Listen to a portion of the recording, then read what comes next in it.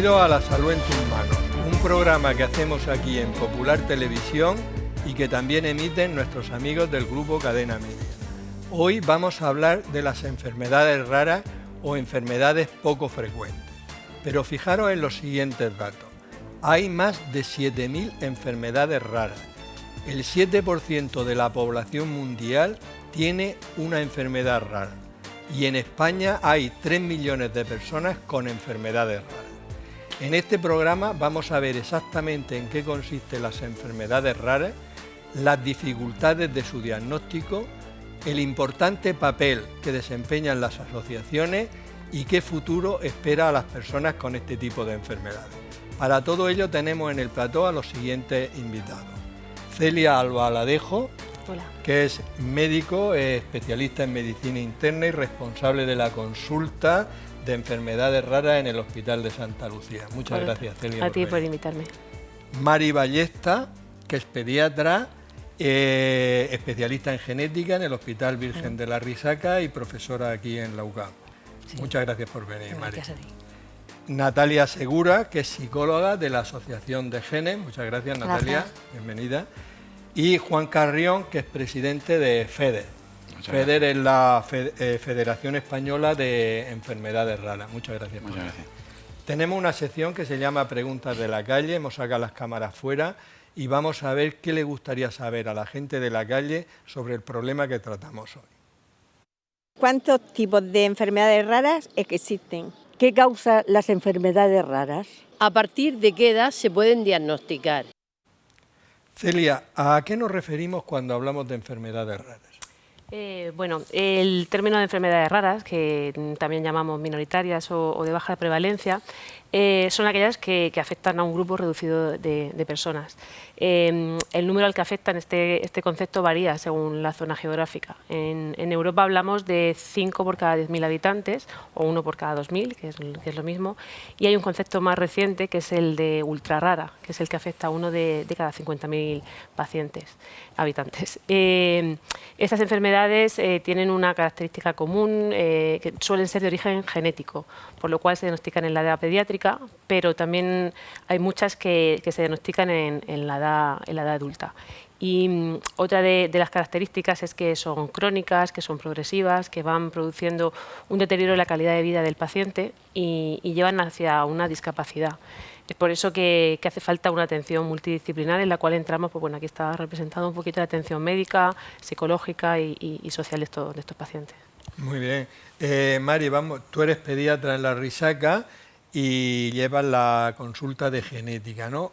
Cuéntanos un poco qué es lo que tú haces en la consulta para que cuando a una persona la manden allí, que sepa un poquito a dónde va y qué es lo que vaya a hacer. Muy bien. Bueno, pues a ver, primero definir lo que es la genética humana, ¿no? La genética es la ciencia que se ocupa del estudio de la variación y la herencia de los seres humanos. Y dentro de la genética humana hay distintas disciplinas. Están las disciplinas de laboratorio, como serían la citogenética, genética molecular y genética bioquímica.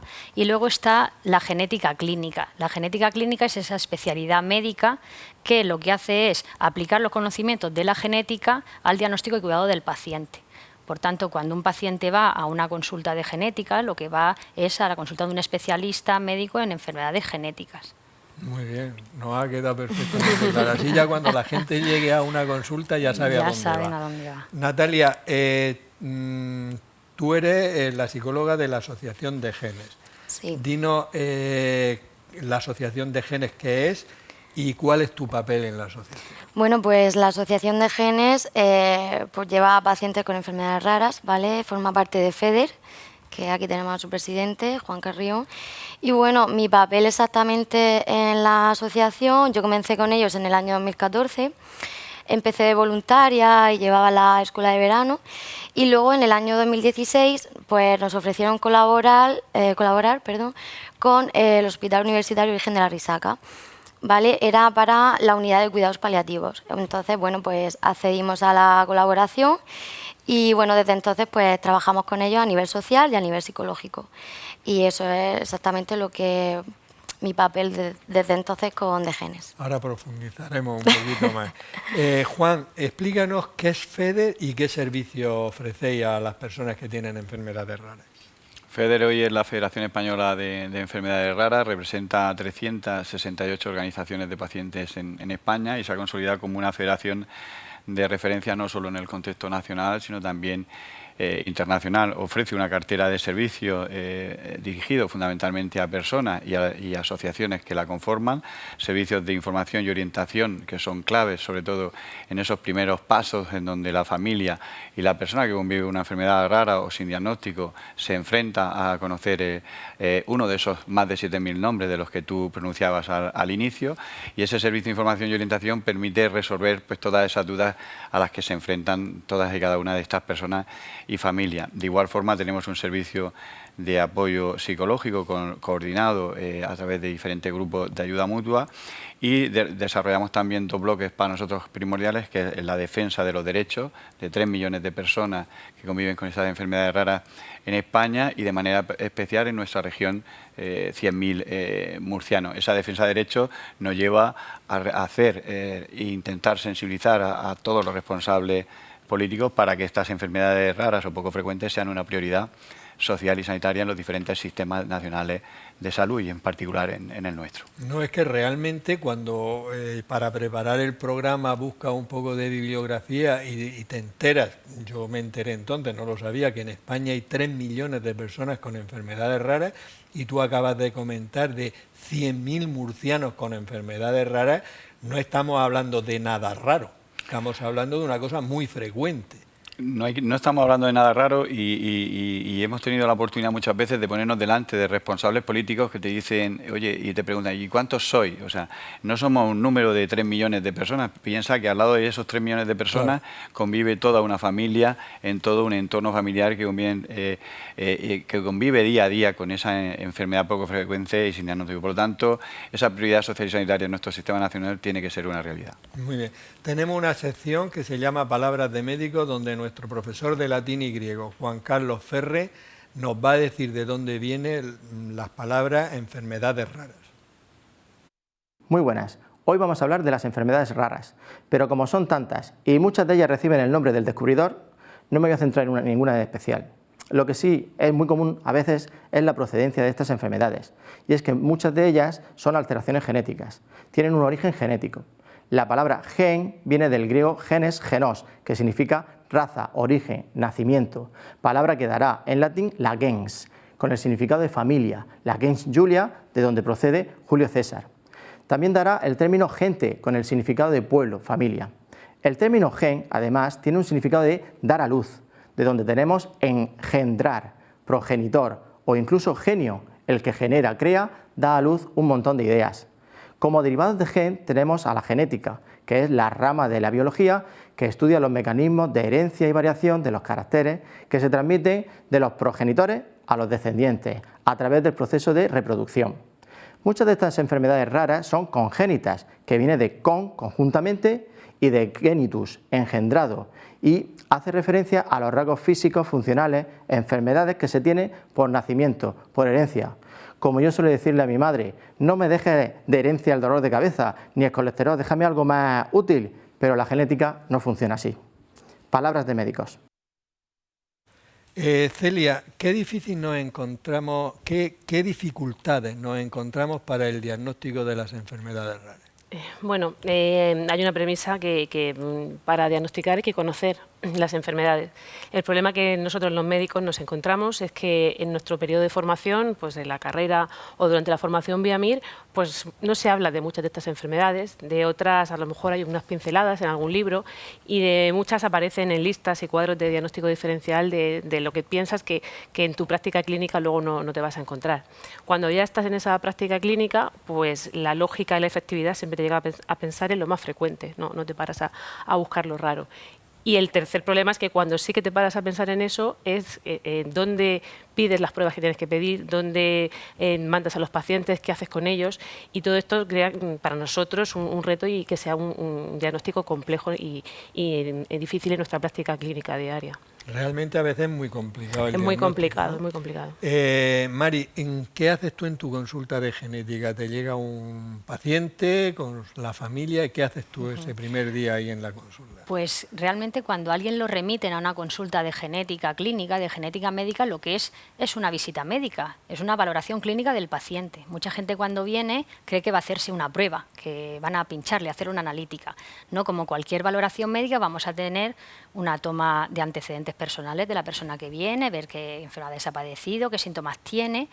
Muy importante en las consultas de genética los antecedentes familiares. Vamos a tomar una historia clínica que nos va a ayudar mucho en la orientación de la enfermedad también, del patrón de herencia que tenga. Por tanto, es importante cuando alguien lo remiten a una consulta de genética que también pregunten su familia sobre antecedentes familiares de cosas relacionadas con lo que le motiva a venir. Luego también se va a hacer una exploración física exhaustiva. La exploración física en genética valora mucho no solo los rasgos dimorfológicos faciales, sino anomalías menores que podemos encontrar en la exploración y nos pueden dar pistas para elaborar un diagnóstico. Y ya tras todo eso se verá si se hacen o no pruebas complementarias o de imagen o cuáles. Realmente el genetista clínico es el encargado de informar sobre lo que es la enfermedad, ¿no? Qué se debe, qué evolución tiene, qué pronóstico se espera, organizar el seguimiento interdisciplinar que necesitan estos pacientes, así como hablar de posibles tratamientos si los hay o participación en ensayos clínicos y también a nivel de la familia pues se informa, ¿no?, de por qué ha ocurrido, qué patrón de herencia tiene, si hay o no que hacer otros estudios familiares, si hay riesgos de recurrencia, qué opciones hay para enfrentarse a los riesgos de recurrencia, así como ponerlos en contacto con asociaciones de pacientes o los recursos a nivel de educación o sociales que requieran. Todo esto es lo que se llama el asesoramiento genético. O sea que realmente la consulta de genética es una consulta médica normal, orientada a esta patología, pero no difieren de cualquier otra consulta, ¿no? Efectivamente. Natalia, desde que empezaste vosotras en DGENES, ¿a cuántas familias habéis atendido para cubrir las necesidades que tienen? Bueno, yo le hablo desde DGENES en el programa de cuidados paliativos que tenemos en La Risaca, que es, trabajamos en domicilio y en consulta de allí de La Risaca con los familiares de estos niños que están instaurados en la unidad de paliativos. Entonces, desde el 2016 que comenzamos, han pasado ya 4 años y bueno, pues hemos podido llevar más o menos las necesidades de 40 familias. Durante estos años han fallecido 12 niños y bueno, se dieron algunas altas, por lo tanto, pues entre 32 familias seguimos todavía en seguimiento. Y bueno, cabe destacar el tipo de enfermedad de estos niños y el 18% eran personas con enfermedades raras, el 47% con enfermedades ultra raras, el 12% estaban sin diagnosticar y luego excluimos la parte del 20% de enfermedades oncológicas, que sí que esta parte la lleva a cabo la asociación AFAMUR, que es la asociación que colabora con la unidad de familiares de niños con cáncer, es la que lleva a cabo la parte oncológica. Muy bien. Juan, desde FEDER, ¿qué detectáis que necesitan, qué necesidades detectáis que necesitan las familias, los pacientes y todo esto? Bueno, necesidades los pacientes tienen muchas, ¿no? Pero aquí se han abordado ya 3 bloques importantes. Para nosotros el diagnóstico es importantísimo, ¿no? Es decir, hablar de un diagnóstico precoz permite, en este caso, poder ayudar a la persona que se enfrenta a convivir con una de estas más de 7.000 enfermedades poco frecuentes. Pero tenemos varias problemáticas en este sentido. Celia nos hablaba de una falta de información, sobre todo en el equipo de profesionales sanitarios, pero es que España es el único país europeo que no dispone de una especialidad de genética clínica, es decir, cómo estamos hablando de que queremos avanzar en diagnóstico ni siquiera somos capaces en España de ponernos de acuerdo y en autorizar esa especialidad de genética. Hablar en España se han dado pasos donde FEDER ha impulsado, junto con el Ministerio de Sanidad, en crear ese plan piloto de diagnóstico, un plan piloto que permitió una dotación presupuestaria anual de 800.000 euros. Pero evidentemente ese plan piloto finalmente en la fase inicial lo que permitió es disuadirlo en 17 comunidades autónomas. Al final no tiene un único ministerio, es decir, estamos hablando de 7 comunidades diferentes con un reparto proporcional que esos fondos se diluyeron y no cumplimentaron el fin último, que era conseguir el diagnóstico. Por lo tanto, hablar de diagnóstico es clave y nosotros los pacientes lo que decimos es que se implementen todos los planes que puedan mejorar. Y a día de hoy la cifra, el tiempo medio para conseguir el diagnóstico lo hemos reducido en estos años a 4 años. Pero es todavía insuficiente y hay que pensar que hay personas que todavía no tienen un diagnóstico y llegan incluso a fallecer sin conocer el nombre de su enfermedad. Y la otra gran problemática, tratamiento. Es decir, hay 108 medicamentos huérfanos autorizados en Europa, 58 medicamentos autorizados y comercializados en España, y yo quiero ser igual que soy europeo, pues quiero los mismos derechos que cualquier paciente en Europa. Y en España igual, pues esos 58 medicamentos que hay autorizados y comercializados, pues yo quiero tener el mismo derecho y el mismo acceso en equidad y en igualdad en cualquiera de las comunidades autónomas. Y eso no ocurre, por lo tanto son grandes problemas que tenemos. Explica lo que es el medicamento huérfano. Bueno, yo creo que explicar que es un medicamento huérfano teniendo dos extraordinarias profesionales, yo creo que la vamos a invitar tanto a Celia como... Yo lo puedo hacer, pero creo que tanto Celia como Mari lo van a hacer extraordinariamente perfecto. Era para probarte, no, pero bueno, yo me parece muy... Me atrevo, pero lo ha hecho muy bien. Vamos a ver, Celia, aparte de decirnos lo que es el medicamento huérfano, sí.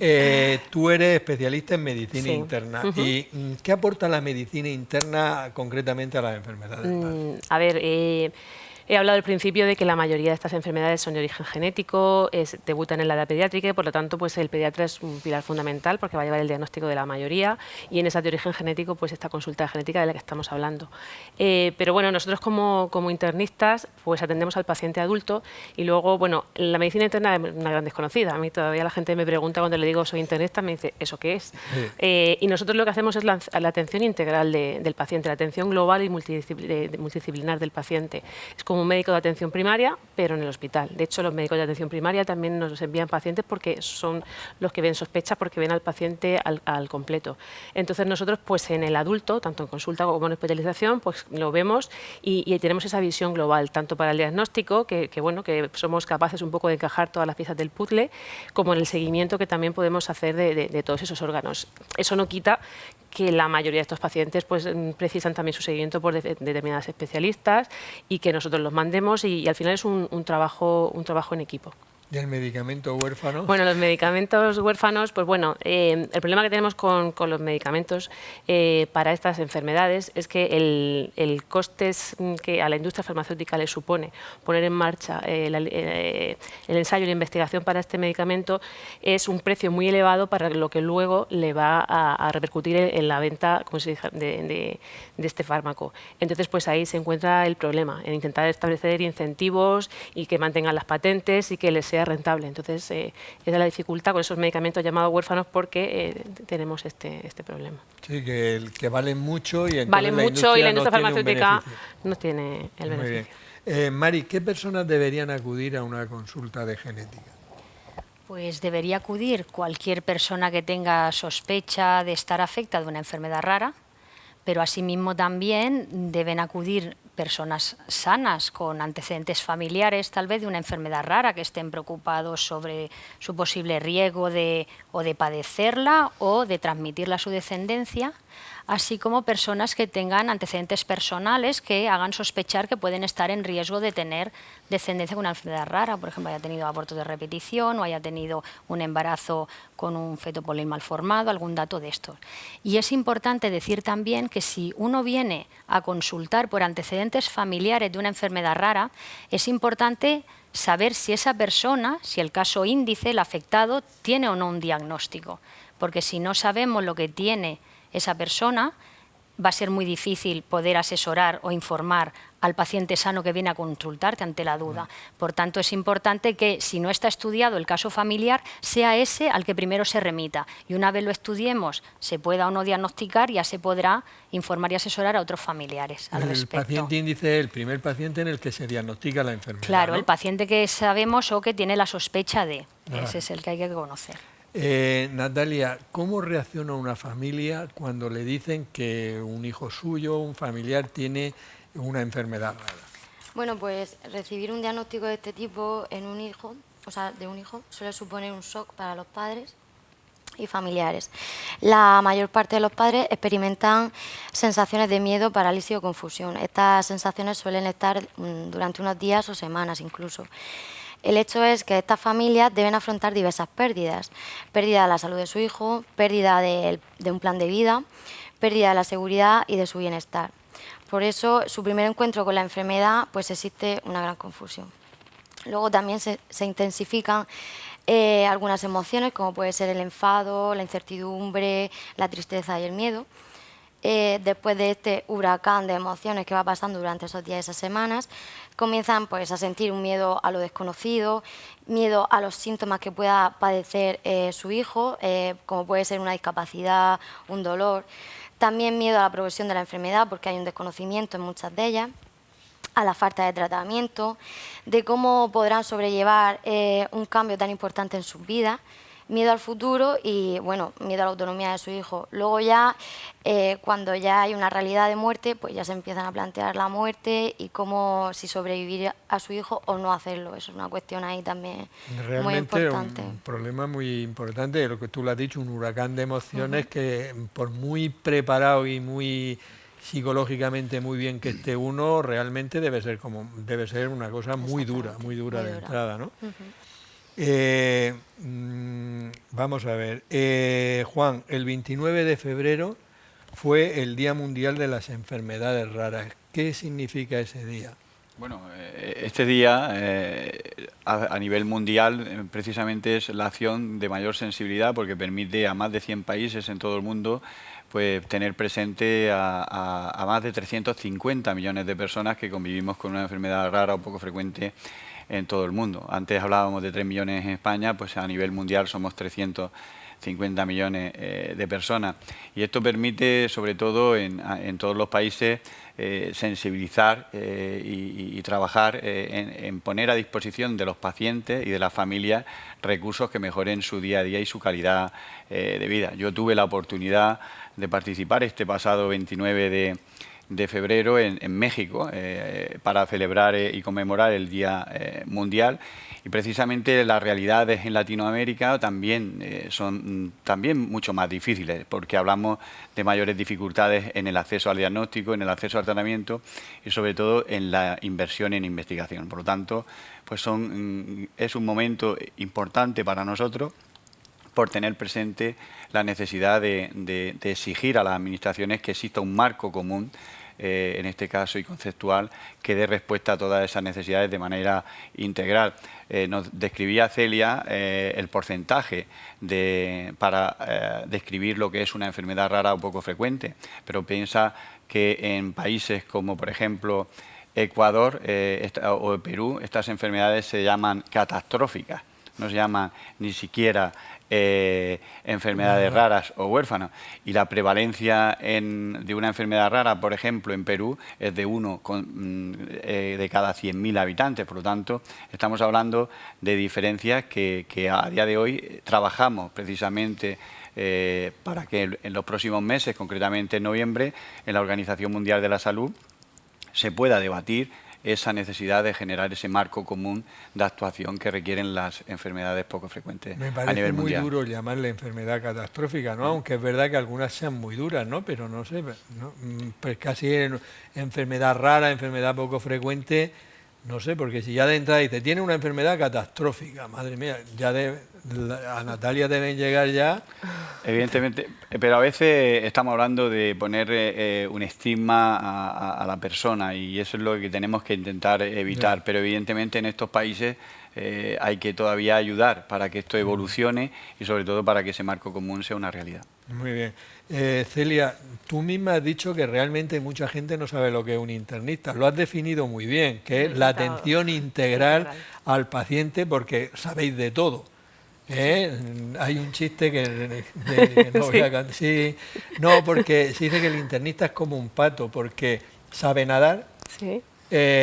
No como un pez pero nada, sabe volar, no como un águila pero vuela, y sabe correr, no como una gacela pero corre. O sea que sabéis de todo bastante. Eso Entonces, intentamos, pero la pregunta que yo te quiero hacer es internista y luego dedicada a una consulta de enfermedades raras. ¿Cuál es la formación en ese campo? ¿Cómo se consigue? Bueno, pues como he comentado antes, vemos que hay esa deficiencia de información, ¿no? Y por suerte, pues con todo el paso de los años vemos que hay una mayor conciencia de estas enfermedades.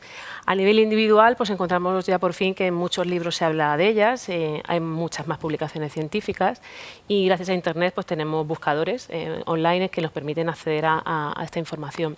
Y como colectivo pues también ha habido un gran avance, o sea, a día de hoy en centros de salud, en los hospitales o en los colegios de médicos, pues empieza cada vez más a haber conferencias y charlas sobre esto. Y luego tienen también un papel importante en las sociedades médicas. Me consta que en otras sociedades, pero la Sociedad Española de Medicina Interna, pues desde hace muchos años viene incluyendo en todos sus congresos ponencias sobre ello y desde el 2010 crea el grupo de enfermedades minoritarias al cual yo pertenezco, en el cual hacemos otra reunión diferente anual en la que solo se abordan estos temas, en la que nos actualizamos, se presentan casos clínicos y sobre todo y muy importante mantenemos un contacto continuo, porque muchas veces hablamos de que los pacientes se sienten solo en estas enfermedades, pero al médico también le pasa. Sí. Hay veces que tú ves un paciente en la consulta y tú también tienes esa sensación de por dónde sigo. Y entonces pues en el grupo pues nosotros tenemos nuestro grupo de mail e intentamos muchas veces pues ayudarnos y ir buscando soluciones. Bueno, pero creo que es interesante lo que has explicado también para que los pacientes y los familiares sobre todo sepan que efectivamente que a veces os sentís solo, pero que tenéis grupos claro. donde también podéis consultar y todo eso, que no es una persona... Claro, es que al juntar, o sea, son pocos pacientes, pero si nos juntamos muchas personas que tenemos esos poquitos pacientes, pues podemos compartir toda esa información. Bueno, muy importante. Mari, ¿qué conceptos erróneos tiene la gente en general sobre las enfermedades genéticas? Pues conceptos erróneos o cosas que sorprenden a los pacientes en consulta, que tal vez son lo que podría mencionar aquí, pues a veces cuando das un diagnóstico de una enfermedad genética a unos padres, pues la frase habitual, pues si no ha ocurrido antes, esto no ha pasado antes, no tengo antecedentes, ¿cómo puede ser que haya ocurrido esto, ¿no? Entonces, el que no ha ocurrido antes en la familia no es genético. Eso no es así, puesto que muchas de las enfermedades genéticas son debidas a mutaciones de nuevas, o sea, han ocurrido de nuevas en un gen al crear a ese individuo, por tanto son genéticas no heredadas.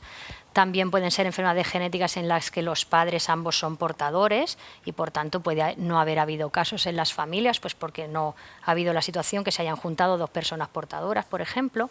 Eso es algo que les sorprende en muchas ocasiones. Otras veces te dicen, ¿no? Si yo no voy a tener más hijos, no necesito asesoramiento genético, ¿no? O cuando haces un diagnóstico de una enfermedad recesiva y le dices a los padres, bueno, es importante que se haga el estudio extensivo a tus hermanos, tal, pues la frase suele ser, ellos ya tienen hijos y los tienen bien. No es necesario. Pues hombre, sí es necesario, porque el interés es detectar a aquellas personas en riesgo para poder asesorar a esos individuos, ¿no? Uno puede haber tenido ya sus hijos y no haber padecido sus hijos la enfermedad, pero si él descarta su estado de portador, ya no tienen riesgo sus hijos de serlo y por tanto como que vamos cerrando las líneas en la familia, o si se hace el estudio y es portador, se puede ofrecer ese despistaje en sus hijos cuando alcancen su edad reproductiva. Y también a veces muchas dudas, ¿no? Cuando un paciente ha nacido con una anomalía congénita, una malformación en el momento de nacer o les nace un niño, siempre piensan que hay una causa genética detrás, ¿no? Pues no olvidemos que en la valoración de un paciente con una anomalía congénita hay que valorar otras cosas. Hay disrupciones, deformaciones, ¿no? Cosas que pueden ocurrir, hay factores ambientales, teratógenos y por tanto es importante valorar de forma global, ¿no? Por un genetista clínico si es posible, un paciente con una anomalía congénita. Bueno, no, creo que has dejado claro cuáles son y que es muy importante lo que tú comentabas, eso que a lo mejor una familia piensa que no lo tiene, pero puede ser portador. Y entonces si le hace el estudio y se le descarta, con mucha más tranquilidad podrá tener descendencia. O sea, eso es fundamental. Natalia, ¿tenéis algún tipo de protocolo psicológico elaborado para la atención de esta familia? Sí, claro. Con la unidad de paliativos, bueno, pues cuando entra una familia nueva a la unidad, bueno, yo me pongo en contacto con el médico y bueno, pues hago una pequeña entrevista con él para obtener datos sociofamiliares del paciente, para obtener pronóstico, tratamiento y bueno, pues si hay diagnóstico, si no, pues bueno, pronóstico del paciente. También le pregunto un poquito sobre la información básica de la familia a nivel social y sobre el menor. Luego, seguidamente, me pongo en contacto con la familia por vía telefónica, les cuento un poco el servicio que nosotros realizamos y que estamos a su disposición. Y bueno, pues una vez planteado el servicio, si aceptan la intervención, pues cogemos un día. Una vez aceptado el día, voy al domicilio o bien lo hago allí en la Risaca, en una consulta. Y bueno, pues se hace pues una acogida de la familia, pues con un fin de recoger toda la información acerca de los factores de riesgo que puedan tener los familiares, ver el modelo familiar, el genograma, la dinámica de familia, el tipo de comunicación, luego ver el estado social y laboral que tiene esa familia, si tiene alguna necesidad que hay que plantear al trabajador social. También se ve el tipo de relación de pareja, la calidad de relación paterno-filial que puedan tener y la relación existente entre hermanos si los hay. Y luego así también se ve si tienen red de apoyo y si están disponibles para poder ayudarle en cualquier momento. Esto es un principio de acogida, ¿no?, a las familias. Muy bien, no veo que trabajo tenéis, porque todo eso que has explicado en muy poquito tiempo lleva un montón de tiempo después para ponerlo en práctica. Juan, yo te conozco ya desde hace bastante años y tú llevas mucho tiempo trabajando en este tema. ¿Cómo está Murcia en relación a otras comunidades con respecto a las enfermedades? Bueno, en Murcia se han dado pasos importantes. Yo creo que nos tenemos que sentir orgullosos todos de que Murcia a día de hoy tenga un plan de atención integral de enfermedades raras de referencia no solo a nivel nacional, sino también en el contexto internacional, y ser el único plan de atención integral autonómico con una dotación presupuestaria. Desde el punto de vista de los pacientes siempre vamos a querer que las dotaciones presupuestarias se contemplen y puedan ayudar a implementar todas las acciones que contempla ese plan autonómico de atención integral. Se ha comentado, ¿no?, los pacientes necesitamos precisamente esa atención multidisciplinar y sobre todo de una forma coordinada, intentar minimizar pues las visitas hospitalarias que tienen que realizar, es decir, si podemos optimizar la consulta y un paciente puede acudir el mismo día y ser atendido por diferentes profesionales, pues vamos a mejorar también esa atención y nuestra atención no solo que va a ser de más calidad, sino que el paciente le estamos también ayudando al paciente y a la familia. Por lo tanto, la evaluación en este caso de Murcia en este sentido es positiva, y también hay que subrayar dos contextos también importantes como sistema de información. Cuando hablamos de 3 millones de personas en España y hablamos de 100.000 murcianos, en el año 2008 se dieron los primeros pasos a nivel de asamblea para dotar a Murcia de un registro autonómico de enfermedades raras, un registro que ha tenido una conexión directa con el Registro Nacional de Enfermedades Raras, y que a día de hoy este registro ya ha identificado 87.000 personas con nombre y apellido. Esto tiene un valor muy importante, no solo el valor de poner nombre y apellido a estas personas y conocer la tipología de enfermedades que tenemos en nuestra región, sino también poner a disposición de la ciencia unos datos muy importantes que nos van a servir de ayuda. Y de igual forma, en el apartado social también hay que subrayar que Murcia es pionera en una de las dificultades que nos enfrentamos, que es la diferenciación a la hora de valorar la discapacidad que llevan correlacionadas muchas de estas enfermedades raras. No existe en España el sistema de clasificación internacional europeo todavía, no hemos sido capaces de implementarlo en nuestro país, y eso ha obligado a la Federación a llevar en comunidades autónomas como Murcia el poder a disposición guías específicas para los profesionales que efectúan esas valoraciones. Murcia presentaba este pasado mes de febrero la segunda publicación recopilando 16 nuevas patologías que se unen a las 30 que contemplaba la primera. Por lo tanto, Murcia ha aportado 46 enfermedades raras diferentes a los profesionales de valoración de la discapacidad, y estos son datos importantes que hay que ponerlos en valor. Y seguir trabajando y luchando. Por supuesto. Eso que nos falte. Tenemos una sección que se llama Pruebas Médicas. Vamos a ver qué pruebas genéticas se hacen para el estudio de las enfermedades raras. Para conocer las técnicas que usamos en genética es preciso saber que existen anomalías cromosómicas, alteraciones en los genes, conocidas como enfermedades monogénicas, y las que llamamos enfermedades multifactoriales, que son aquellas en las que existe una predisposición genética, pero donde va a ser necesaria la influencia del ambiente para el desarrollo de las mismas. Es comprensible, por tanto, que existan alteraciones a nivel de los cromosomas y alteraciones a nivel de los genes, y que el estudio de esas enfermedades, bien por alteraciones en los cromosomas o por los genes, pues va a ser necesario técnicas diferentes para llegar a su diagnóstico. Por tanto, si nosotros queremos hacer un estudio de los cromosomas, disponemos de dos técnicas fundamentalmente, la más conocida, el cariotipo, la técnica clásica, y una más novedosa que nos permite detectar mayor resolución, que es el array CGH. De modo que es importante saber el estudio que se nos está realizando en genética, porque si nos están realizando un estudio cromosómico no vamos a ver alteraciones en los genes y viceversa. Si nosotros queremos estudiar enfermedades causadas por alteraciones en los genes, lo que vamos a hacer va a ser realizar el estudio del gen que nosotros estamos sospechando en nuestro paciente, o bien, si se trata de una enfermedad en la que están implicadas varios genes, lo que podemos hacer gracias a las nuevas tecnologías en diagnóstico genético será estudiar todos los genes a la vez. El resultado que nos puedan ofrecer estos estudios en ocasiones puede ser un resultado certero con el que podamos alcanzar la confirmación genética, o bien que no encontremos ninguna alteración que sea la causa. Pero también en genética tenemos un punto intermedio que es el resultado incierto. Esto es que hemos detectado alguna alteración a nivel de los cromosomas o de los genes que no podemos confirmar ni descartar que es la causa, y es entonces cuando puede ser necesario estudiar a otros miembros de la familia o realizar exámenes complementarios adicionales. Celia, ¿ha mejorado la atención a los pacientes con enfermedades raras en los últimos años? Bueno, yo creo que claramente sí, por lo que comentábamos antes, porque hay conciencia y la gente lo piensa y lo sospecha, y de hecho pues yo lo veo en nuestra consulta, ¿no? O sea, que cada vez la gente, como tiene, los compañeros, como tienen más formación, pues nos mandan a estos pacientes, y luego la creación de estas consultas y unidades de referencia pues nos permite, como he dicho antes, tenerlos agrupados, y bueno, ya ha hablado Juan un poco de la importancia de los registros. O sea, antes no sabíamos realmente en qué cifras nos movemos, cuántos pacientes tenemos, y gracias a eso pues sabemos realmente con lo que estamos trabajando.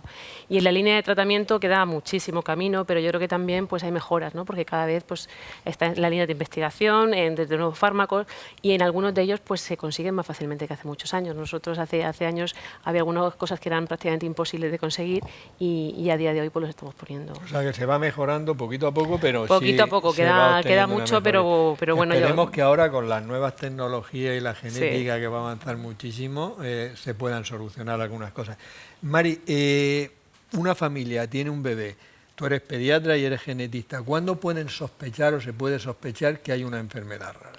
Bueno, realmente el diagnóstico de una enfermedad rara se puede hacer en cualquier momento de la vida, efectivamente desde a nivel prenatal, porque se detecta ecográficamente una anomalía, una malformación fetal, hasta en el momento del nacimiento, a lo largo del desarrollo si se detecta un retraso en la adquisición de los hitos del desarrollo, o incluso en la edad adulta, ¿no? Cuando empiezan a manifestarse síntomas de distintas enfermedades genéticas, pues un defecto visual en una retinitis pigmentosa, o unos quistes renales que aparecen a lo mejor a partir de los 40 años en una poliquistosis renal. Entonces realmente puede ser sospechada por cualquier especialista médico en cualquier momento de la vida. Por eso de ahí la importancia de que los distintos especialistas estén sensibilizados y adecuadamente formados en estas enfermedades para detectarlas y remitirlas para ser adecuadamente diagnosticadas. Pero, por ejemplo, una familia tiene un bebé aparentemente sano y empieza y se está desarrollando con normalidad.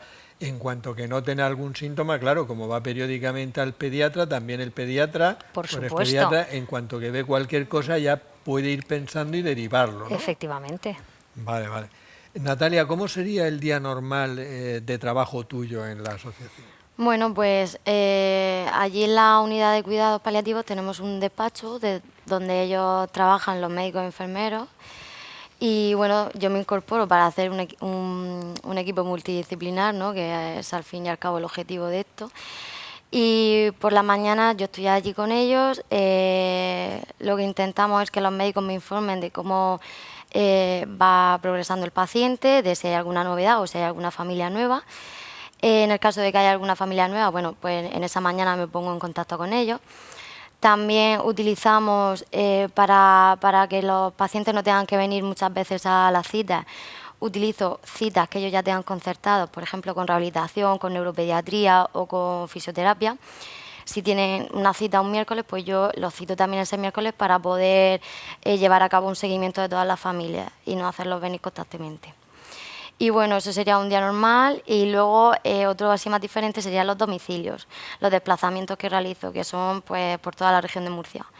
Que normalmente intentamos hacer 2 domicilios por la mañana, pero es prácticamente imposible porque 40 minutos de ida, 40 de vuelta y bueno, 2 horas de sesión en domicilio, porque suele ser más amplia por el tema de que primero tienes que ver a la madre, luego al padre y luego de manera conjunta para llevar a cabo de manera pautada lo que se ha comentado. Entonces, bueno, pues se hace un poco más amplia la sesión.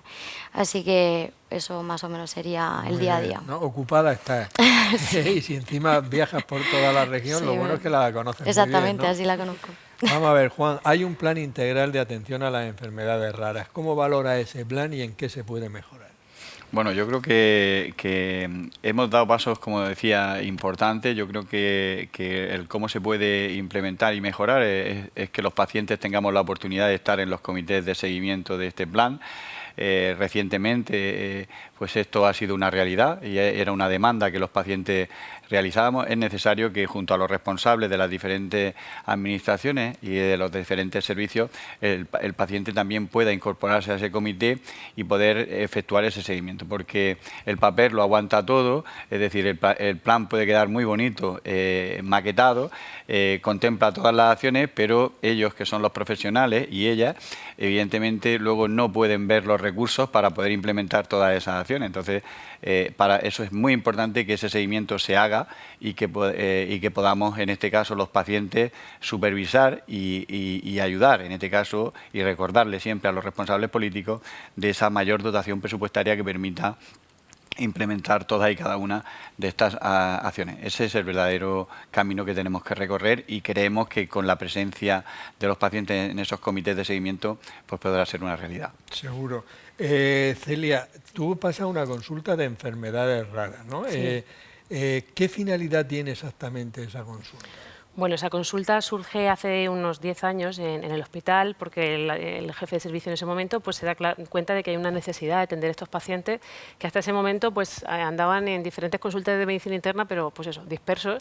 Y cada uno pues les llegaba el paciente y era como un poco en desconocimiento. Entonces la doctora Gloria García Parra, que actualmente está en el Morales Meseguer, continuando con esta laborillo, pues las dos empezamos esta consulta, cada 15 días. Y en ella pues empezamos a ver estos pacientes. ¿Qué nos aporta a nosotras? Pues experiencia, porque acumulábamos esos pacientes, el poder establecer guías y protocolos de seguimiento. Y luego hay una cosa muy importante, que es que la información es bidireccional. O sea, nosotros le damos información, pero estos pacientes muchas veces llevan un camino recorrido enorme y ellos nos traen muchas veces información que nos sirve para ayudar a otro paciente que viene con lo mismo porque llevan ese camino andado. Y para ellos, ¿qué supone? Pues un sitio donde van y alguien sabe lo que les pasa, la enfermedad que tienen, la conoce y le ayudamos pues, si hay un tratamiento, si no le decimos dónde puede ir y muchas veces incluso digo que nos convertimos un poco en organizadores de su agenda, de dónde tiene que ir, que no se pase ninguna cita, todo el resto de especialidades a las que tienen que acudir y yo creo que ellos pues, se sienten que alguien se preocupa. Se preocupa. Has dicho una cosa que para mí es muy importante, sí, y es lo que nosotros aprendemos de los pacientes, mucho, pero no mucho. Solo en las enfermedades raras. Yo llevo más de 40 años como médico, sí, y siempre lo digo, los pacientes, sobre todo los que tienen enfermedades crónicas como la diabetes, los problemas de tiroides, etcétera, sí, ellos te enseñan un montón de cosas a ti que luego tú aplicas a otros pacientes. Los pacientes y los familiares. Y los familiares, sí, sí. Hacen realmente unos caminos sí, pero no muy solo largos. No solo ya en el vuestro, en la tipo de la burocracia, sino que de los pacientes siempre aprenden. Sí, siempre. Mari, ¿qué implicaciones tiene el diagnóstico de una enfermedad rara desde el punto de vista tuyo como pediatra y como genetista, no psicológico? Hombre, cuando se hace un diagnóstico de enfermedad rara en la familia, como bien dices, aparte de la situación del shock del diagnóstico, de la información de esa enfermedad, es importante decir que nosotros decimos que no tenemos pacientes, sino familias, ¿no? Puesto que tras un diagnóstico de una enfermedad genética, según la causa genética y el patrón de herencia de esa causa, pues vamos a tener que realizar estudios a otros familiares, ¿no? Tanto puede ser que sea un familiar que pueda estar afecto de lo mismo, con una expresividad menor y no sepa siquiera que lo padece, que eso pasa con relativa frecuencia. Algunos, a raíz del diagnóstico en su hijo, diagnosticamos que uno de los padres padece la enfermedad, o bien lo que decíamos antes de el despistaje de portadores familiares en riesgo, que es también muy importante a la hora de poder evitar la aparición de nuevos casos con ese asesoramiento. Muy bien. Natalia, ¿habéis hecho algún tipo de estudio para ver cómo lo estáis haciendo de bien? No, es que lo que no se mide no existe. Exactamente. O sea, que tenéis Cierto. que medirlo y me imagino que sí que habréis hecho algo, ¿no? Sí, hace unos meses, sí, desde DGN hace unos meses hicimos un estudio de 12 familias que están instauradas en la unidad de cuidados paliativos pediátricos. Y bueno, el objetivo de este estudio era comprobar si la intervención psicológica que se estaba llevando a cabo, pues tenía diferencias significativas. Y bueno, pues comprobamos con estas 12 familias que sí que es cierto que había unas diferencias. Utilizamos unos test al comienzo de la intervención y unos test al final de la intervención. Estos test medían la calidad de vida, el estrés, el afrontamiento y la ansiedad. Pues se obtuvo que una disminución de la ansiedad, una disminución del estrés, un aumento de la calidad de vida y un buen afrontamiento. Esto quiere decir que no se produjo una evitación, o sea, se produjo una evitación en la claudicación familiar. Por lo tanto, que fue todo mejoría para los familiares. No, pero un dato muy... que se les quite la ansiedad, el estrés... No, por esto... Sí. No debe ser fácil, o sea que... La intervención funcionó bastante bien y luego las palabras de agradecimiento de los familiares fueron, tremendas. Entonces tremendas, eso os ayuda mucho a continuar y a trabajar cada vez más. Juan, a nivel nacional, ¿qué reivindicaciones hace FEDER? Bueno, a nivel nacional hay muchas reivindicaciones, ¿no? Pero mira... Aquí esto no cuesta dinero, puedes contar todo lo que pues quieras mira, importante. Una de las principales reivindicaciones es más investigación. España es un país que invierte el 1,3% de su Producto Interior Bruto y tenemos que ser capaces de mirar a esos países como Suecia, que invierten el 3% de su Producto Interior Bruto. Eso es una realidad y tenemos que creer en la investigación como la única esperanza que tienen esos 3 millones de personas. Hablar de diagnóstico, pues hablar de diagnóstico precoz significa dos cuestiones. Una, que seamos capaces de incorporar una homogeneidad en el número de enfermedades que a día de hoy hay en las pruebas de cribado neonatal. Estamos hablando de que hay comunidades autónomas que llegan en esas pruebas hasta más de 33 enfermedades, como es el caso de Murcia, y otras comunidades autónomas como Castilla-La Mancha, que ha tardado en llegar a cubrir las 7 mínimas que establece la cartera básica del Sistema Nacional de Salud, pues prácticamente 2 años, porque estaba por debajo de esas 7, concretamente con 4. Por lo tanto, lo que queremos es ser capaces de mirar a países como Italia y Francia, que tienen un techo y una homogeneización de 40 enfermedades raras. Y esa es una realidad. Hablar de tratamiento, pues hablar de equidad y de igualdad. Es decir, si a día de hoy hay 58 medicamentos huérfanos autorizados y comercializados en España, que esos 58 se pongan a disposición de aquellos pacientes diagnosticados que requieran de ese tratamiento, una vez prescrito por el profesional especialista, y que se garantice en equidad y en igualdad, porque la realidad que está ocurriendo en nuestro país y también en Murcia es que pacientes que los profesionales prescriben el tratamiento, posteriormente a unos se le autoriza y a otros no. Y eso ha hecho el conocimiento de una nueva realidad. Hemos tenido que judicializar esta situación. Y eso es negativo para todos. Es negativo para el paciente, para la familia, para el profesional y para el responsable político. Entonces, bueno, esas son una de las pocas demandas que realizamos. Y esa especialidad de genética clínica tiene que ser una realidad. Tenemos que dejar de ser ese país con ese punto en rojo por no tenerla. Sí, desde luego, es que es una especialidad porque tiene el cuerpo de conocimiento suficiente para hacerlo. Vamos a ver, Celia, ¿cómo llegan los pacientes a tu consulta? ¿Quién nos manda a los pacientes? O cuando uno ve uno que no sabe lo que tiene, ¿os lo manda a vosotros? A ver, ¿cómo funciona? Hay de todo, hay de todo.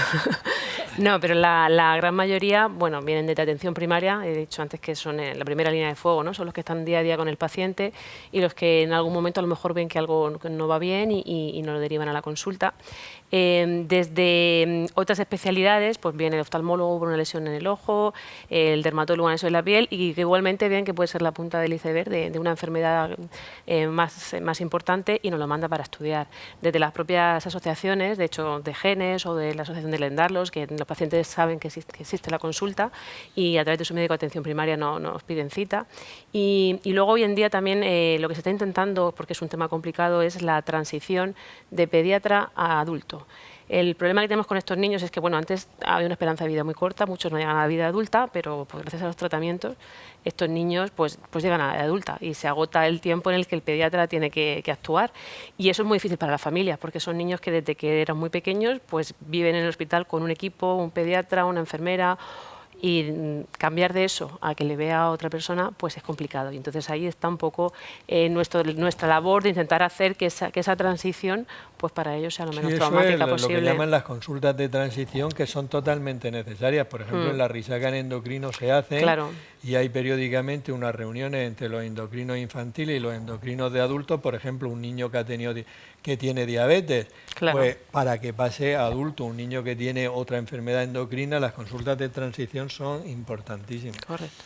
Mari, por el tema de la genética sigue siendo muy complicado, pero para que todo el mundo entienda, ¿qué tipos de enfermedades genéticas hay? A ver, a grandes rasgos, las enfermedades genéticas pueden ser o bien cromosómicas, por alteraciones en los cromosomas, o por alteraciones en los genes, o las de herencia poligénica multifactorial. Para entenderlo fácilmente, el genoma es nuestro material genético que está en todas las células de nuestro cuerpo. Entonces, el ADN lo que hace es que se empaqueta para caber, ¿no? Se empaqueta lo que llamamos los cromosomas. Entonces es fácil compararlo con una enciclopedia. Por ejemplo, nuestro genoma es una enciclopedia, la información de una enciclopedia. Los cromosomas serían los tomos de la enciclopedia y los genes serían las frases, las letras escritas dentro de la enciclopedia. Así bien, puedes tener un problema porque te falte o te sobre un tomo entero, como por ejemplo sería la trisomía 21, es que te sobra el tomo 21, ¿vale? O que te falte o te sobre un trozo de tomo o un capítulo de dentro del tomo, ¿vale? Que esos serían los síndromes de microdeleción o microduplicación cromosómica. Y luego están las enfermedades por los genes, pues que dentro de la escritura de las páginas, pues falle una letra, o falte una palabra, o cambie una palabra que cambie el sentido de la frase, ¿no? Entonces, eso serían las mutaciones en los genes. Por tanto, está claro que las tecnologías o las pruebas que van a diagnosticar uno u otro tipo de enfermedades genéticas son distintas.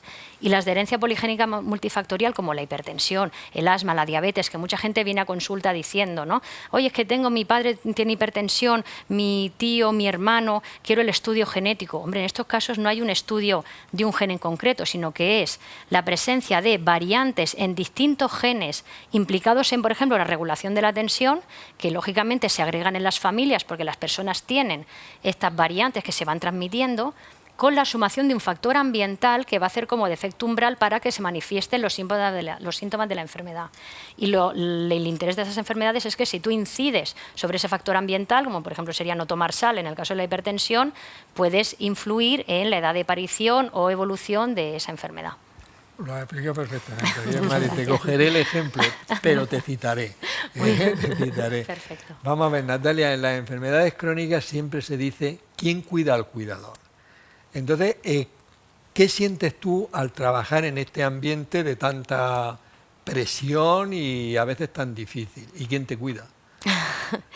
Bueno, pues con estos 4 años que llevo trabajando, son poquitos, ¿no? Pero bueno, han sido intensos y pues sí que me han surgido bastantes sentimientos de frustración, rabia e injusticia, ¿no? Pero bueno, como profesionales que somos y tenemos claro dónde nos estamos metiendo y sabemos la repercusión de ello, creo que debemos tener en cuenta pues nuestros límites, ¿no? Y aprender a cuidarnos en esta carrera laboral. Y bueno, el cuidado que yo llevo a cabo pues suele estar basado pues en una vida saludable. Como bien, voy al gimnasio, duermo la hora correspondiente y bueno, y hago actividades de ocio pues que sean gratificantes, ¿no? A la hora de eso. Y bueno, y también pues también tengo el apoyo de una familia maravillosa, de la familia de genes, que siempre es bueno que tu familia de genes de trabajo te apoye y eso quieras que no te motiva a seguir trabajando. Muy bien. O sea que... Me dicen que ya estamos fuera de tiempo prácticamente, pero hay alguna pregunta que quiero hacer. Por ejemplo, imagina que un paciente, Celia, tiene una enfermedad rara y necesitas pruebas o tratamientos que aquí no se hacen. ¿Dónde se derivan esos pacientes? Bueno, pues si lo que necesitamos es genética, pues claramente tenemos la unidad de genética de Arrisaka, a la que mandamos muchísimos pacientes, y si no, pues nuestra labor también es esa, saber dónde mandar las muestras o el paciente. Y tenemos pues los CESUR, que son los centros, unidades o servicios de referencia a nivel nacional, en el cual podemos pues eso, mandar muestras para analizar o remitir al propio paciente.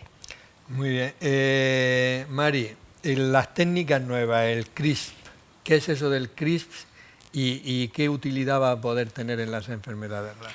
Bueno, la técnica CRISP realmente es una técnica de edición genética, ¿no? En la que se utilizan pues, moléculas y enzimas que son capaces de cortar por un lugar específico el ADN y editarlo, ¿no? O sea, realmente la teoría sería que son capaces de corregir un defecto genético en la cadena de ADN, ¿vale? Esto pues ha sido un gran avance, una gran investigación, muy esperanzadora. Aún así es verdad que hemos de recordar en qué contexto estamos, que estamos en contexto de experimentación en modelos animales, ¿vale? En los que se están obteniendo resultados. Si bien también es verdad que se están viendo algunas dificultades, como que se crean a veces mosaicismos celulares o que la misma célula corrige ese error del ADN y bueno, es muy esperanzador, pero estamos todavía en investigación en modelos animales. Vale. Y última pregunta, Juan, una enfermedad rara tiene que tener un coste económico muy importante para la familia. ¿Hay ayuda en ese sentido? Bueno, no todas las necesarias, esa sería la respuesta, es decir, hay una estimación y tenemos varios estudios que hemos publicado en FEDER donde hay una estimación en torno a los 750 euros por persona, pero eso se puede ir incrementando y a día de hoy las ayudas desde el punto de vista social pues son insuficientes y por lo tanto hay que trasladar ese mensaje de que hay que seguir trabajando en ese sentido. Y aquí hay que poner en valor, y eso quiero que sean mis últimas palabras, el valor del tercer sector, el valor del tejido social.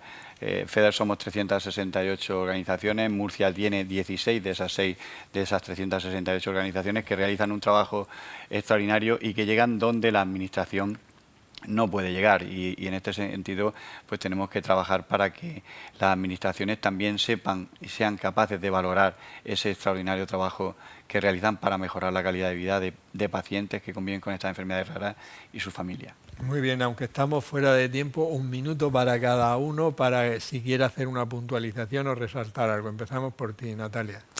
Pues nada, yo resaltar la terapia psicológica que hacemos aquí de TDG en la unidad de cuidados paliativos pediátricos, que se trata sobre todo de un desahogo emocional, de una reestructuración cognitiva y sobre todo la terapia de duelo. Con ello quiero decir que intentamos pues, muchas veces fomentar en los progenitores pues, una confianza del equipo que se está llevando a cabo, crear una implicación en el tratamiento y en los cuidados que hay que realizar, crear sensación de control en los padres y sobre todo pues darle la competencia, ¿no? que saben hacerlo. Luego también se le proporciona habilidades de comunicación y una disciplina inductiva y también se le ayuda pues, a la toma de decisiones de los familiares, que algunas veces sí que es bastante complicado. Muy bien, Juan. Yo me quedo con el lema del Día Mundial que hemos celebrado este año 2020, que es crecer contigo nuestra esperanza, y yo creo que tenemos que trabajar todos juntos para que esa esperanza sea una realidad en 3 millones de personas. Muy bien, Celia. Bueno, concluir un poco que, como hemos visto, es un reto difícil diagnosticar estas enfermedades, pero incidir en que el diagnóstico precoz es muy importante para evitar la progresión y males mayores, que tenemos que tener conciencia de ellas. Por supuesto, investigación en tratamientos y, como ha dicho Juan, trabajo en equipo porque juntos pues, más lejos. Muy bien. Mari. Bueno, decir, ¿no?, que también el desarrollo de las nuevas tecnologías de diagnóstico genético pues están aumentando el número de casos con un diagnóstico confirmado, con lo que eso conlleva de cara al paciente en cuanto al manejo de su enfermedad, acceso a ensayos clínicos, a nivel de la familia como a nivel del conocimiento médico y científico. Pero todavía se desconoce mucho sobre las causas genéticas de las enfermedades raras y dada su baja prevalencia pues es imprescindible la colaboración de grupos clínicos y de investigación tanto a nivel nacional como internacional para seguir mejorando en el diagnóstico y manejo de estas enfermedades. Bueno, pues nada más, daros las gracias. Creo que el tema no es fácil, es bastante complicado porque hemos dicho que hay más de 7.000 enfermedades distintas, pero habéis hecho un resumen bastante importante y yo creo que la gente tiene que tener la idea de que se avanza bastante, pero que todavía queda mucho que avanzar y que el papel de las asociaciones desde luego es vital para la familia y para el paciente, y luego pues esperar que los estudios genéticos pues que vayan dando sus resultados. Por mi parte nada más, despedirnos hasta la próxima semana en un nuevo programa de La Salud en tus manos. Que seáis muy felices.